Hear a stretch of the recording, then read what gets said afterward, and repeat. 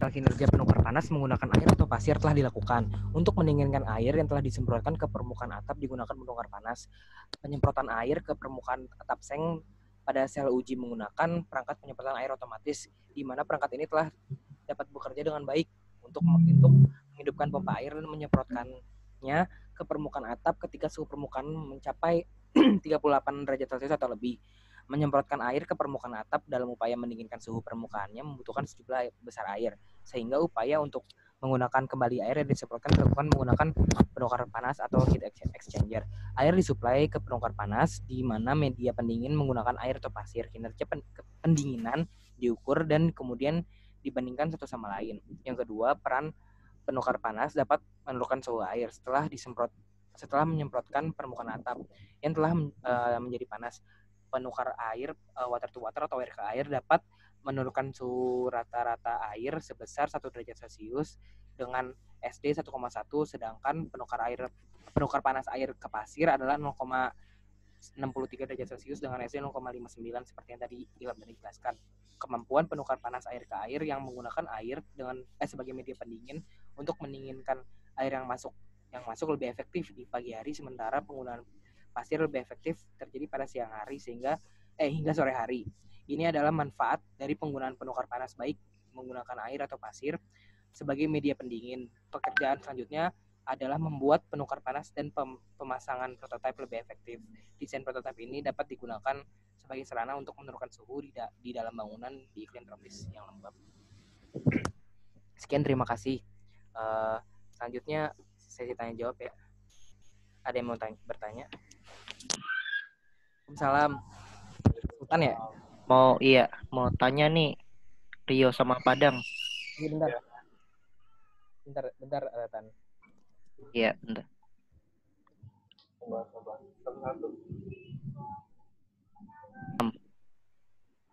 Iya, apa pertanyaannya? Gini yo, itu faktor apa aja sih yang nentuin efektivitas dari sistem pendingin semprotan atap evaporatif itu? Oke, faktornya ya. Iya, faktor yang menentukannya. Menentukan efektivitas ya? Iya.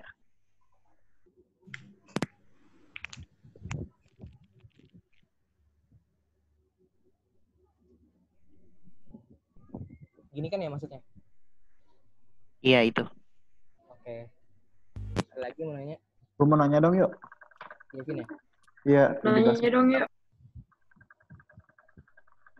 Givari tulisannya gimana sih? F2 ya? Iya, kedua. Kayaknya berapa, Pin? 46. Ya, apa, Pin? Itu buat pengukuran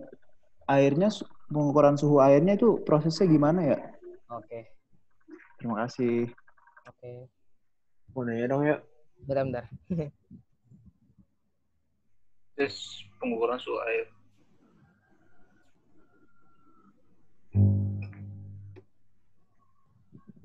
Nanya dong yuk.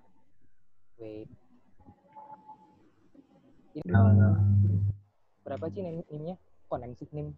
065. Apa sih? Mau nanya, tadi kan dijelasin tuh suhu permukaan atapnya sampai 50 derajat Celcius sampai 56. Itu kira-kira bisa dibesarin lagi nggak sih suhunya? Terus kalau misalnya bisa nih, caranya tuh kayak gimana ya? Ngerti kan ya pertanyaan gue ya? Ngerti.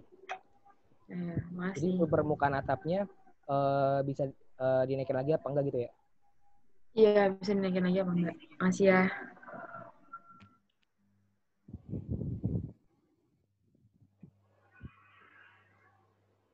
Gue mau nanya dong ya. Sebentar ya.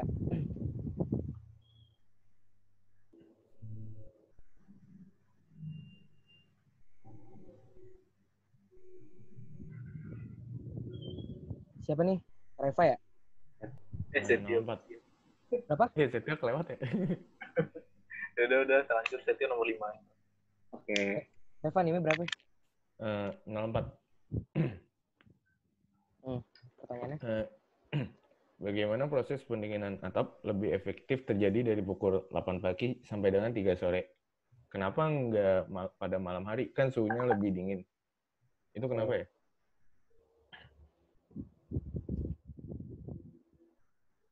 lebih efektif pada pukul 8 sampai 3 ya? Iya, 3 sore.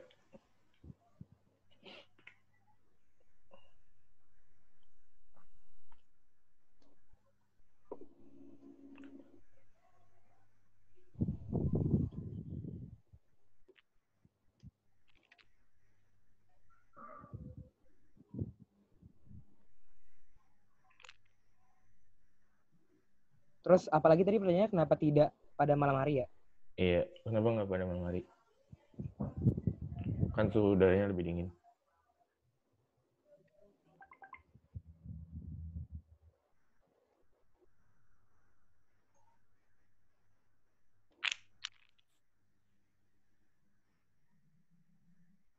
Ya, silakan Setio. 52 yuk. Ya, pertanyaannya. Tadi kan dijelasin ya, media pendinginnya itu ada air sama pasir.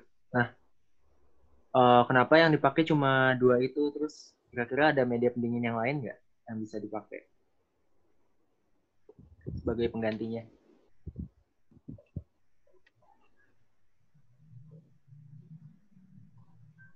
Terima kasih. Oke. Ini udah 5 ya. Bentar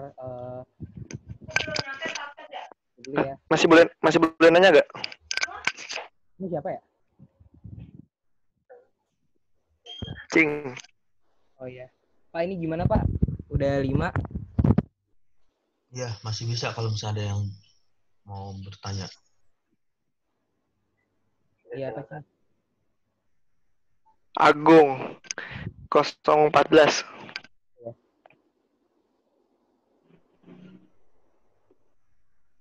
Tadi kan di kesimpulannya kan dibilang katanya bisa nurunin rata-rata 1 derajat Celcius ya. Iya gak sih? Iya. Yang air. Nah, terus iya. Nah, terus kira-kira bisa gak sih lebih besar lagi gitu? Oke. Terus kalau bisa caranya gimana?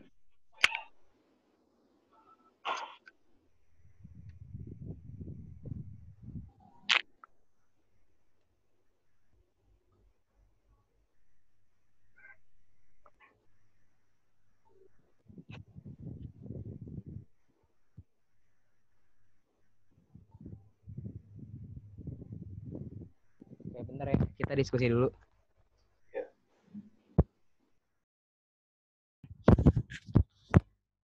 Tan. Silakan Rio. Iya. Tadi kan pertanyaannya faktor apa aja yang menentukan efektivitas ya kalau pakai sistem pendingin yang tadi peneliti pakai itu apa kan faktornya? Yang pertama sih iklim. Terus kalau dari hasil penelitian tadi di abstrak sama pendahuluan tuh bisa lebih efektif, lebih hemat energi. Terus ini nih cocok untuk di atap yang berbahan seng atau aluminium. Jadi dia kan tadi dijelasin ya di Manado, dan rata-rata di Manado tuh pakai atapnya seng, berbahannya seng atau aluminium gitu Tan. Halo Tan. Oke, makasih Rio. Oke. Dari Mas Reva yang pertanyaannya, bagaimana proses pendinginan atap lebih efektif pada pukul 8 sampai dengan pukul 3? Kenapa tidak pada malam hari yang suhu udara lebih dingin?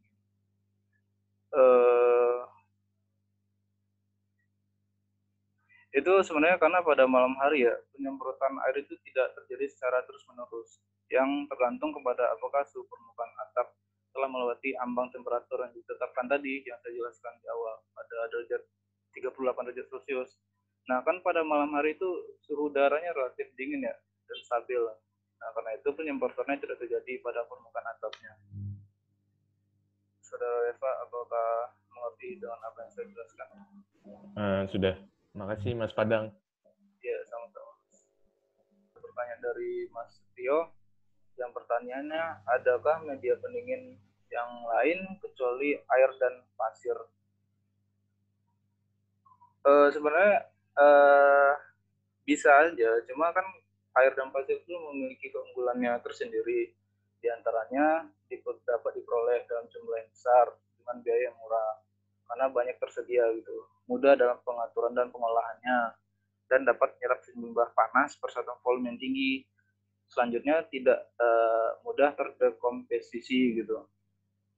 Media lain yang bisa digunakan tuh bisa saja digunakan udara lembab, tapi penggunaannya kurang efektif, dan penggunaan media air serta pasir jauh lebih efisien gitu. Saudara Setio, apakah mengerti dengan apa yang saya jelaskan? Atau Aman dong. ya? Aman. Oke, siap. Makasih ya. Saya jawab, apakah media pendingin air bisa menurunkan suhu lebih besar dari 100 derajat? Kalau bisa, caranya gimana? Sebenarnya itu bisa saja ya, tergantung faktor di awal tadi. Faktor diantaranya itu volume airnya diperbesar gitu. Jadi ketika volume airnya ditambah, pergerakannya juga akan semakin cepat gitu, sehingga suhunya akan turun lebih cepat. Tapi itu sebenarnya kurang efektif karena bakal menambah biaya untuk memperbesar pipa serta menambah biaya untuk memperbesar bahan bangunan, karena kalau air semakin besar debitnya juga dibutuhkan daya tahan tiang yang kuat gitu. Iya, ya. Apakah Mas Agung mengerti? Oke, makasih. Sama-sama. Mungkin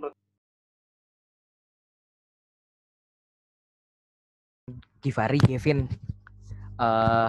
proses pengukuran suhu air.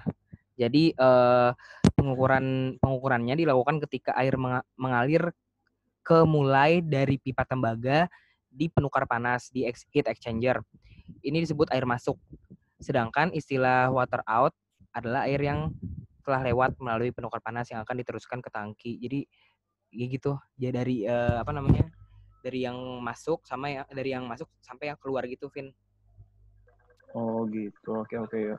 Ngerti. Oke, makasih.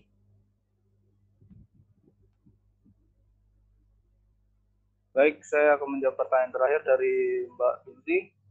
Yang pertanyaannya, suhu permukaan atap bisa dinaikkan lagi karena memiliki batas maksimum 50 sampai 56. Apakah bisa dinaikkan lagi? Suhu atap dia tidak bisa dinaikkan lagi ya, karena itu merupakan fenomena dasar yang disebabkan oleh sifat logam seperti seng dan aluminium yang terpapar permukaan atap itu sendiri, yang lebih mudah dan lebih cepat dalam menyerap dan memancarkan panas. Jadi kalau udah nyampe 50 atau 56, dia langsung memancarkan ataupun menyerap panas gitu. Kalau lebih dari itu, sifat atap itu bisa meleleh atau mencapai titik leburnya gitu. Apakah saudara Vinci mengerti dan jelas atas jawaban saya? Mengerti. Makasih ya. Saya akhiri. Wassalamualaikum warahmatullahi wabarakatuh. Selamat siang.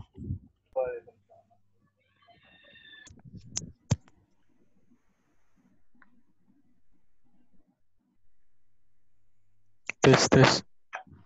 Ya, masuk dulu. Assalamualaikum warahmatullahi wabarakatuh. Selamat siang. Ya. Kami dari kelompok terakhir akan mempresentasikan tentang development of a spiral type heat exchanger for ground source heat pump system. Saya Asmiatullah 063 dan teman saya Vincentia 065. Nah, ini jurnal yang kita pakai. Di situ ada nama penelitinya sama judulnya, atau bahasa Indonesia judulnya itu pengembangan penukar panas tipe spiral untuk sistem pompa panas yang bersumber dari tanah.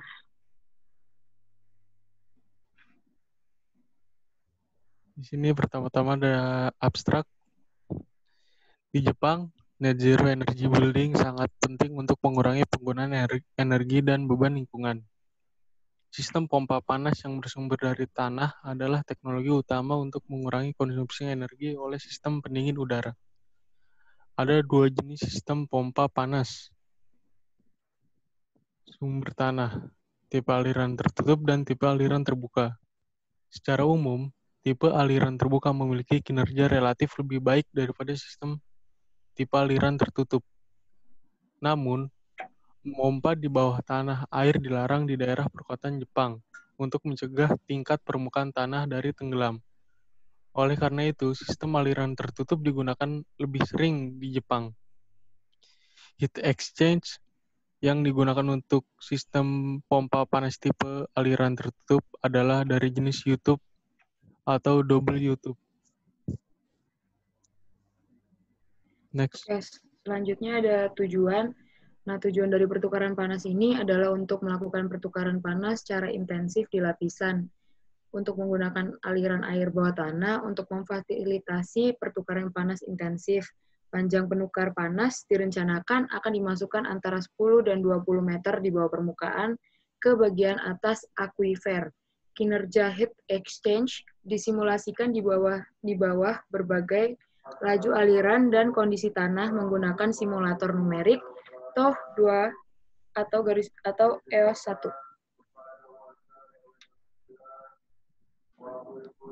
Tinjauan penukar panas jenis spiral.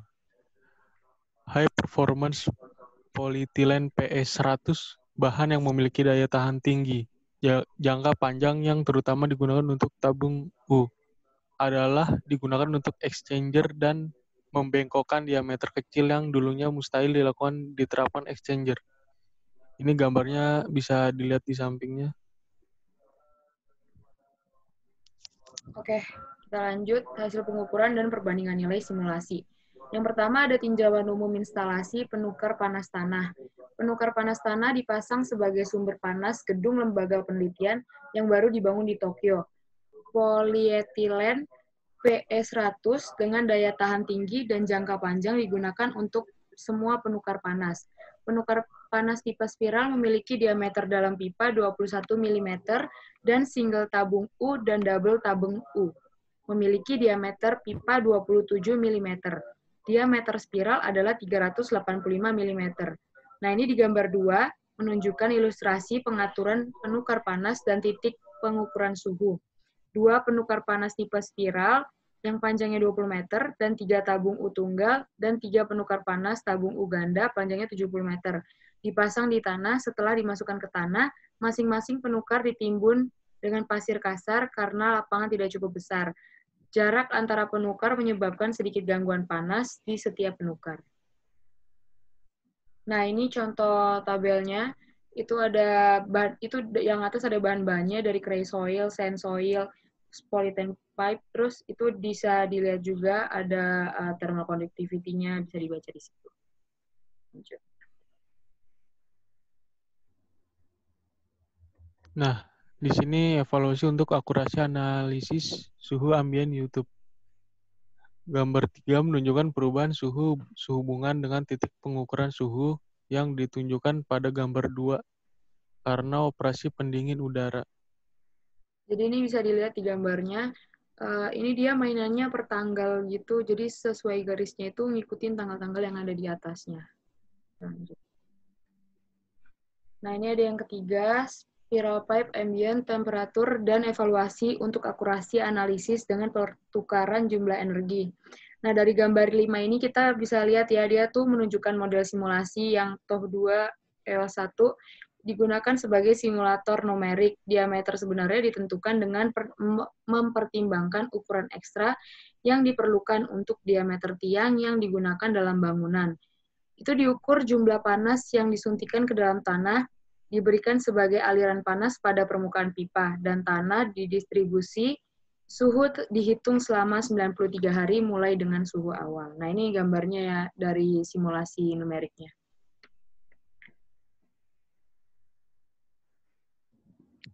Nah, di sini ada gambar yang menunjukkan suhu balik dan suplai yang diukur dalam pipa dan rata-rata dari ini percobaannya. Suhu rata-rata yang ditunjukkan pada gambar 7 diberikan sebagai suhu dinding bagian dalam pipa dalam simulasi dan jumlah pertukaran panas yang diperoleh dalam simulasi 4 jam dibandingkan dengan yang diperoleh dalam operasi aktual di tanah pada hari ke-63. Nah, ini juga ada gambar untuk simulasinya. Nah, ini kita masuk ke estimasi aliran panas menggunakan kecepatan aliran air tanah sebagai parameter. Jadi ini ada gambarnya, di gambar 9 ini menunjukkan salah satu contoh model simulasinya mengenai geometri model 2 spiral, diekstraksi dan dibagi di pusat spiral dengan pertimbangan simetri untuk menghasilkan tampilan penampang yang dimodelkan dengan struktur 3 dimensi. Nah, ini versi 3 dimensinya, teman-teman.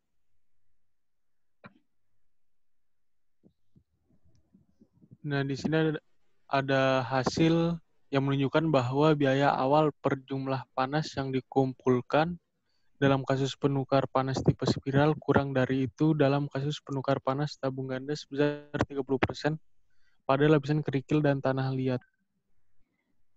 Nah, ini ada contoh grafiknya. Jadi tuh ini tuh dia perbandingan antara spiral type sama double YouTube. Nah, itu di masing-masing itu di bawahnya juga ada perbedaan tanahnya. Gitu. Nah, untuk pertimbangan biaya, mereka menghitung biaya awal per unit kapasitas pertukaran panas dalam tipe spiral dan double penukar panas tabung U, menggunakan perkiraan biaya konstruksi dan biaya material. Akibatnya, biaya untuk tipe spiral lebih rendah daripada biaya untuk tabung ganda, sekitar 30% pada lapisan kerikil dan tanah liat, yang mengarah pada konfirmasi keunggulan tipe spiral. Kesimpulannya, dengan simulasi menggunakan TOC2 EO1 yang merupakan simulator numerik untuk menghitung non-isotermal aliran air tanah, kami sebagian memverifikasi keakuratan pembentukan bidang suhu dan aliran panas tipe spiral dan penukar panas tabung ganda dibandingkan dengan hasil yang sebenarnya diukur. Perlu juga untuk mengimplementasikan beberapa langkah seperti memahami arah aliran air tanah dan mengatur penukar panas secara vertikal. Selain itu, mengenai verifikasi keakuratan simulasi, pertimbangan lebih lanjut akan diperlukan dalam masa depan sebagai simulasi dalam penelitian ini dilakukan hanya dalam kondisi terbatas.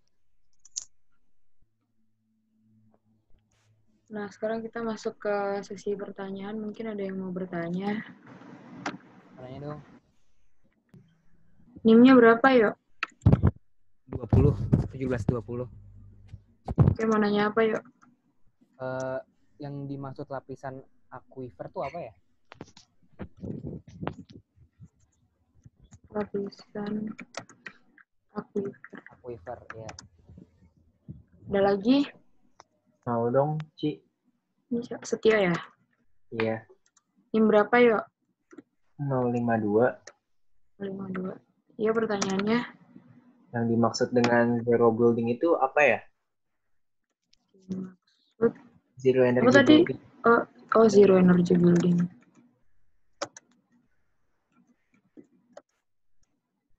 Ada lagi nggak teman-teman yang mau nanya? Gavin ya? Gavin Iya. boleh? 17.46. Givari ya? Gavin aja. Ya udah Gavin aja nggak apa-apa. Ya udah Gavin. 17.46. 17.046. Ya, mau nanya apa? Jadi yang dimaksud simulator numerik TOC 2 atau EOS1 itu apa ya? TOC 2 atau EOS1? Ya, ya, terima kasih Vinci.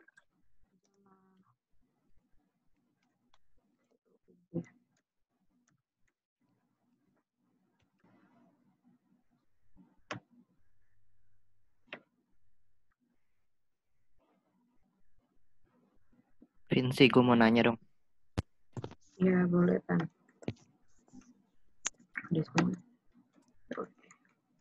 Ini berapa, Tan? 36. 36. Oke.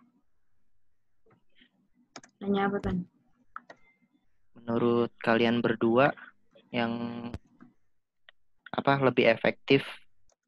Yang mana dari YouTube sama Spiral itu? Oh, lebih efektif ya? Iya.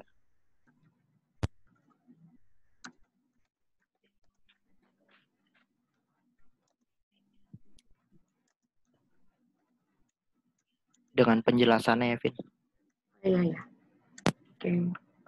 Oke. Ayo, satu lagi. Ini siapa sih? Ilham ya? Ilham. NIM. 056. 056. Hmm. Ya, mau nanya apa? Perbedaannya aliran tertutup sama aliran terbuka di mananya? Oh.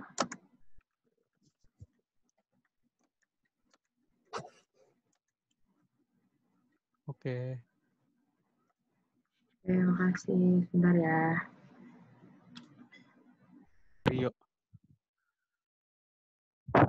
Rio. Iya, Dul. Yang ditanyakan apa yang dimaksud lapisan akuifer? Yoi. Lapisan akuifer adalah lapisan tanah yang mengandung air dan dapat mengalirkan air. Biasanya kedalamannya itu 10-20 meter. Oke. Oke, makasih, Dul. Cukup yuk. Cukup. Makasih. Yuk. Nah, habis ini pertanyaan dari Setio. Iya. Pertanyaannya, apa yang dimaksud zero energy building? Bangunan zero energy building itu bangunan yang menciptakan nol energi karbon dan mengkonsumsi nol energi agar ramah lingkungan. Itu yuk. Oke, Dul. Makasih, Dul. Oke.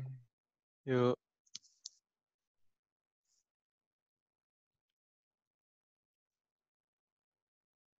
Selanjutnya saya mau jawab pertanyaan dari Kevin. Pertanyaannya yang dimaksud simulator numerik TAF2 EO1. Jadi TAF2 itu nama program simulatornya, Vin. Terus kalau EOS1 itu tuh singkatan dari Equation of State, yang mana EO1 itu rumus yang menggambarkan interkoneksi antara berbagai sifat yang dapat diukur secara makro dari suatu sistem. Kejawab nggak, Kevin? Oke, Vinci. Makasih. Oke, sama-sama. Terus mau jawab juga pertanyaannya Ilham dulu kali ya. Perbedaan aliran tertutup dan aliran terbuka. Jadi kalau aliran terbuka itu, jadi dia itu pas